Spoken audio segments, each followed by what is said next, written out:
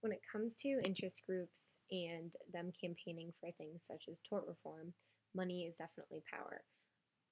The more money that the interest groups have, the ability they have to fund things such as newspapers where they can get their opinions across and have the newspapers report on stories that they want them to report on and frame them in the way that they want them to be framed. So, money is definitely power with interest groups. Um, they can be successful in spinning the truth because many people are not involved enough to go and check the studies done on tort reform, on tort cases and see what the facts actually show. The facts clearly state that litigation cases are not an overwhelming problem and that most cases that actually make it to court are not even won by the plaintiff.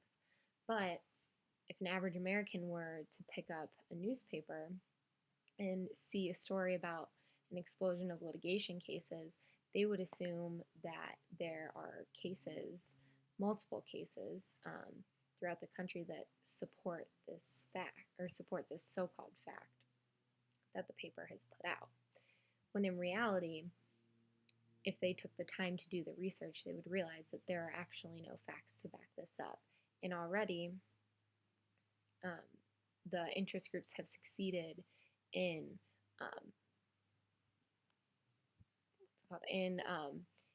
mobilizing their conflict and reframing it in the way that they want, but also in dictating what common sense is. If people read that there was an actual issue with litigation cases, they would say common sense would say that we need some kind of reform, which would be known as tort reform, to fix this issue.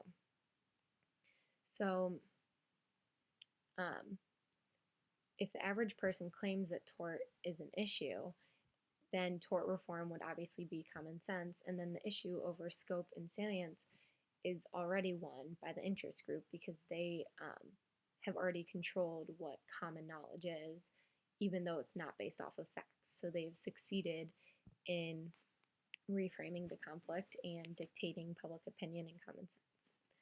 By keeping the issue of tort private, contrasting opinions do not intercede and will bring to light and will not bring to light the false information that is being put out there about tort.